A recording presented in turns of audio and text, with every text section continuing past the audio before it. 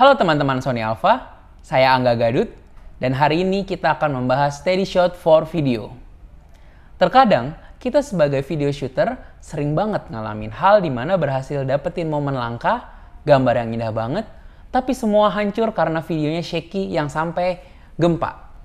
Tapi teman-teman gak usah khawatir lagi, karena sekarang sudah menggunakan kamera Sony yang sudah ada fitur Steady Shot-nya. Apa sih itu Steady Shot? Mari kita bahas lebih dalam. Steady Shot adalah teknologi pada kamera maupun lensa Sony untuk menstabilkan gambar, baik di dalam video maupun foto. Terkadang, saat kita syuting secara handheld tanpa Steady Shot, sering sekali video yang kita rekam mengalami getaran yang membuat footage terasa gempa dan membuat pusing saat ditonton. Hal ini bisa merusak kesempurnaan footage indah dan momen langka yang berhasil kita rekam. Bahkan meskipun kita menggunakan gimbal, tidak jarang terjadi getaran kecil yang diakibatkan oleh gimbal. Untuk itu, Steady Shot adalah fitur yang sangat dibutuhkan dalam perekaman video.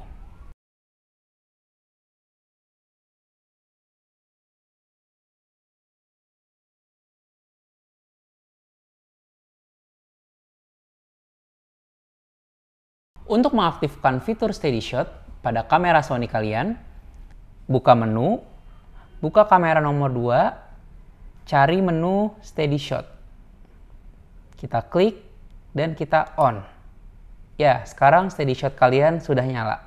Pada menu Sony yang baru, kalian bisa menemukan menu Steady Shot di sini. Nomor 8, Steady Shot.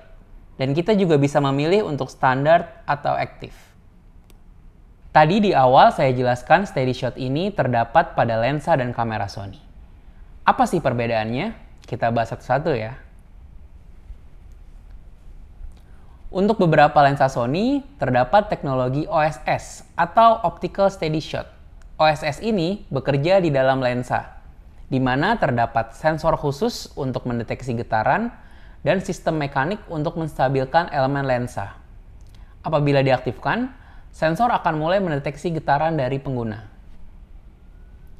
OSS ini sangat membantu performa lensa dalam pengambilan video, terutama di lensa-lensa zoom atau tele seperti 70-200 f2.8 G Master. Untuk body, ada teknologi yang bernama IBIS atau In-Body Image Stabilization yang terdapat di mayoritas kamera Sony Alpha. IBIS bekerja dengan cara menggerakkan sensor kamera dengan teknologi 5-axis. Simpelnya, seperti gimbal kecil yang ditanamkan di dalam bodi kamera. Apabila kalian menggunakan lensa yang memiliki OSS dan bodi yang memiliki IBIS, kedua stabilisasi ini akan bekerja bersamaan secara otomatis dan dapat dimatikan bersamaan dengan mematikan Steady Shot pada menu kamera.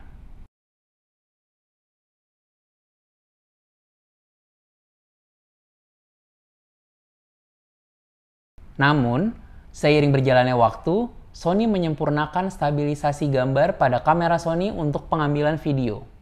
Lini kamera terbaru Sony memiliki teknologi yang paling saya suka, yaitu Gyro Data Stabilization. Apa itu Gyro Data Stabilization? Mari kita bahas. Gyro Stabilization adalah teknologi terbaru dari Sony, mulai dari ZV-E10, ZV-1, A7C, A7IV, sampai A7S3 yang sudah dibekali oleh Gyro Data. Bagaimana cara bekerjanya? Kamera merekam semua data getaran di dalam ruang 3 dimensi saat kita mengambil video, dan menjadi sebuah data yang terdapat di dalam file video yang kita rekam. Data ini digunakan untuk mengkoreksi getaran menjadi stabil. Gyro Stabilization adalah proses digital menggunakan data, bukan seperti Warp Stabilizer yang ada di aplikasi editing yang menstabilkan berdasarkan visual video. Ini membuat Gyro Stabilization lebih akurat dan tidak ada jello effect.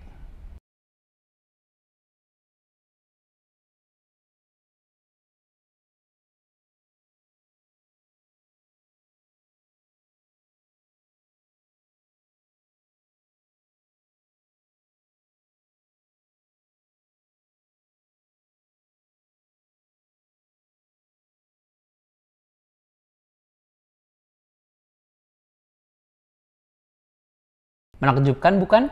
Bahkan gyro stabilizer ini sering saya gunakan untuk menggantikan gimbal konvensional dalam pengaplikasian kamera movement tertentu. Bagaimana cara menggunakan gyro data stabilization? Kita beralih ke komputer ya.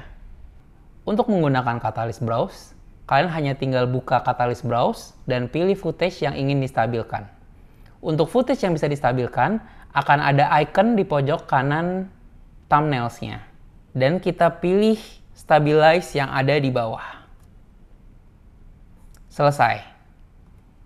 Kini footage sudah stabil.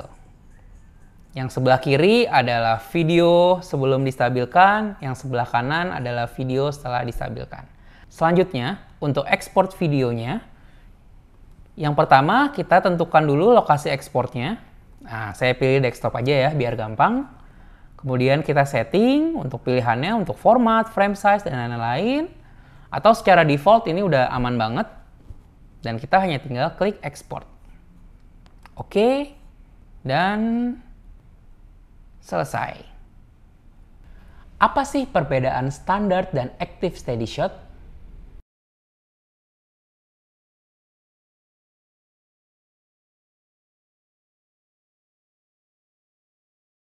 Standar steady shot mengaktifkan IBIS dan juga mengaktifkan OSS jika menggunakan lensa OSS seperti yang saya jelaskan sebelumnya. Namun, apa perbedaan dengan active steady shot? Untuk sekarang, active steady shot ini tersedia di lini kamera Sony yang menggunakan prosesor terbaru, seperti ZV-E10, A74, dan A7S3. Di mana active steady shot ini lumayan jauh perbedaan stabilnya dengan standar steady shot.